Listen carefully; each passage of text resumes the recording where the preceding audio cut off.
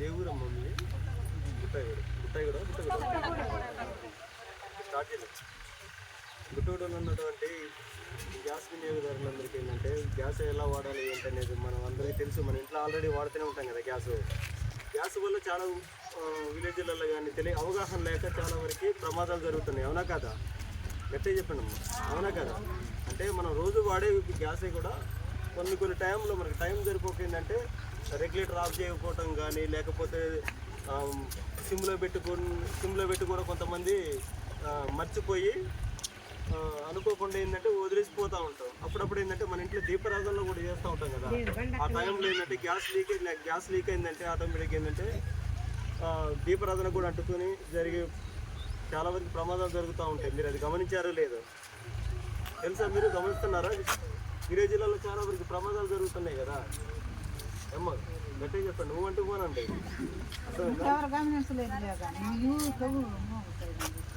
సరే అమ్మా అదే. సో తర్వాత ఏంటంటే సిలిండర్ వినియోగం పోయిందంటే అవగాహన లేకనే ప్రమాదాలు జరుగుతున్నాయి. కాబట్టి మనం ఎట్లా వాడాలి ఏంటనేది కూడా మనం చెప్తా ఉంటాం. ఫర్ ఎగ్జాంపుల్ ఇప్పుడు మీ ఇంట్లో మీరు గ్యాస్ ఎట్లా వాడతారండి? మీరు ఒకసారి నాకు చూపించరా? మీరు వంట ఎట్లా చేస్తారండి?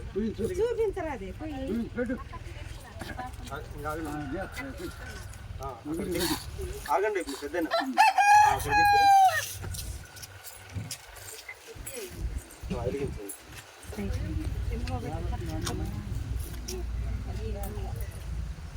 సో వంట అయిపోయిన తర్వాత ఏం చేస్తారు మీరు?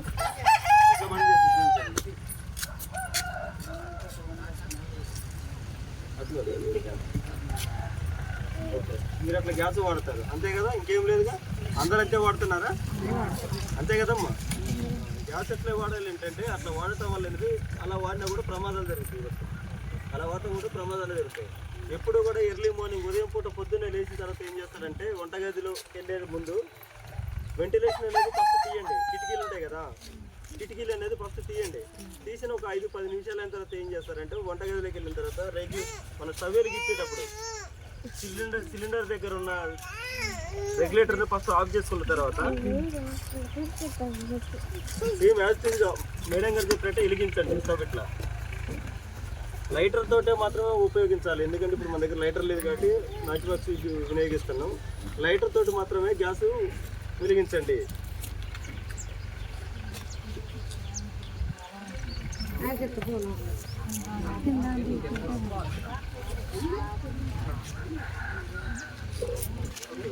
వెలిగిందమ్మా. వెలిగిన తర్వాత ఏంటంటే వంట అయిపోయిన తర్వాత ఏం చేస్తారంటే డైరెక్ట్ ఇక్కడ ఆఫ్ చేయండి. ఇట్లా ఆఫ్ చేయడం వల్ల ఏం జరుగుతుంది, పైపులో ఉన్నట్టు గ్యాస్ మొత్తం కూడా ఇక్కడ ఫైర్ అయిపోతుంది. తర్వాత దీన్ని ఖచ్చితంగా ఆఫ్ చేయాలి. ఖచ్చితంగా ఆఫ్ చేసుకోవాలి. ఇప్పుడు మీకు పైపులో గ్యాస్ ఉంటుందా? ఉండదు కదా. నైట్ పూట ఏదైనా ఎలకలు కానీ ఏదైనా ఛార్జింగ్ జరిగినా కానీ ఇందులో పైపులో గ్యాస్ ఉంటుంది కాబట్టి ప్రమాదం జరుగుతుందా? జరగదు కదా. సో ఇప్పుడు నేను చూపించింది బాగుందా లేకపోతే మేడం గారు వాడింది బాగుందా? సో ఇది ఒక ట్రిక్. ఇంకోటి ఏంటంటే మనం చాలా వరకు మీ ఇళ్ళల్లో తిరిగి చెక్ చేస్తూ ఉంటాం కదా. చుట్టుపక్కల ఏంటంటే ప్లాస్టిక్ డబ్బాలు అంటే మంచి నూనె కవర్లో పెడతా ఉంటారు. కొంతమంది ఏంటంటే మంచి నూనె అయిపోయిన కవర్లో కూడా స్టవ్ పక్కలలో పెడతారు. గోడ అనుకోండి, గోడ దగ్గరలో పెడతారు కదా. పెట్టినప్పుడు ఏంటంటే ప్లాస్టిక్ డబ్బాలు కానీ, తర్వాత ఈ క్లాతులు మనం తుడుచుకున్న క్లాతులు ఉంటాయి కదా, ఆ క్లాతులు కానీ అవన్నీ ఏం చేస్తారు, ఇట్లా స్టవ్ల కింద పెడతా ఉంటారు. స్టవ్ల కింద పెట్టినప్పుడు ఏం జరుగుతుంది అంటే, ఒక నిమిషం పాజ్ చేయాలి. ఇట్లా ఏంటంటే మనం ఈ కవర్లు ఉంటాయి కదా, ఈ కవర్లో పెట్టడం వల్ల పైన ఏదైనా మనం వేడి పెట్టి వంట వండుకున్నప్పుడు ఏంటంటే ఆగుతుంది. మనం పైన వంట చేసుకునేటప్పుడు ఈ గిన్నె కిందంటే ఇలాంటి కవర్లు ఉండటం వల్ల కూడా అంటుకొని ఈ సురక్ష పైపు ఏదైతే ఉందో ఈ పైపు కూడా ప్రమాదం జరిగే అవకాశం ఉంది. ఈ ప్రమాదం జరిగి ఈ పైపుకి ఏదైనా మంట అంటుకోవాలంటే ఈ పైపు నుండి గ్యాస్ రిలీజ్ అయింది అనుకోండి, 2 నిమిషాలలో ఇల్లు నిండి అట్లా కూడా ప్రమాదాలు ఉన్నాయి. మీరందరూ గుర్తుపెట్టుకోవాలి. అర్థమైందమ్మా? సో అందుకనే ఈ క్లాతులు కూడా ఇవన్నీ తీయాలి. ఓకేనా? ఇంకోటి ఏంటంటే మీరు గ్యాస్ ఉదయం పూట అంటించేటప్పుడు కూడా గ్యాస్ అంటించేటప్పుడు కూడా ఉదయం పూట ఏంటంటే మీ జుట్టు ఉంటుంది కదా హెయిర్, ఈ ఎయిర్ అనేది కూడా ఏంటంటే వెనక భాగాన్ని ఉండేటట్టు చూసుకోండి. ఎందుకంటే టేబుల్ మరి గ్యాస్కి సంబంధించిన బల్ల ఏంటంటే సిలిండర్ కన్నా కూడా హైట్ ఎత్తులో ఉండాలి. ఎత్తులో అంటే మినిమం హైట్లో ఉంటుంది కదా, ఆ టైంలో ఏంటంటే ఈ జుట్టు అనేది కూడా ముందు భాగా నుండి ఎప్పుడు గ్యాస్ వెలిగేయద్దు. ఎందుకంటే చాలా వరకు మీరు గమనించండి, ఏ ఊర్లో అయినా మీరు కూడా చేసే పని ఇదే. గ్యాస్ ఆన్ చేస్తారు, తర్వాత ఈ లైటర్ ఎక్కడో ఉంటుంది, ఇక్కడ దీన్ని ఆన్ చేస్తారు, దీన్ని లైటర్ ఎత్తుకుంటా ఉంటారు. అప్పుడు ఏం జరుగుతుంది, గ్యాస్ అనేది రిలీజ్ అవుతుంది కదా. గ్యాస్ పోవటం వల్ల ఏంటంటే ఒక్కసారి ఇట్లా అంటేయగానే బగ్గు అని మంట వస్తుంది. ఆ మంట వచ్చినప్పుడు ఏమవుతుంది, ఈ జుట్టు ముందుకు ఉండటం వల్ల ఇది జుట్టు కంటుకొని కూడా మంట అండిద్ది.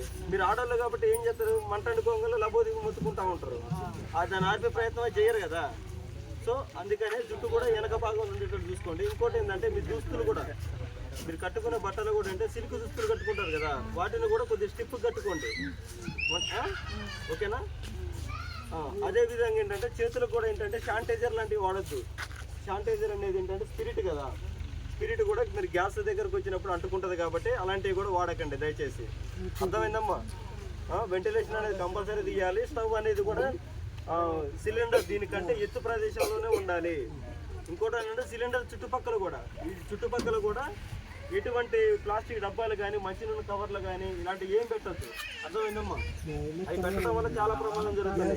ఇంకోటి ఏంటంటే వంటగదిలో కూడా ఫ్రిడ్జ్ కూడా వాడద్దు. ఫ్రిడ్జ్ అంటే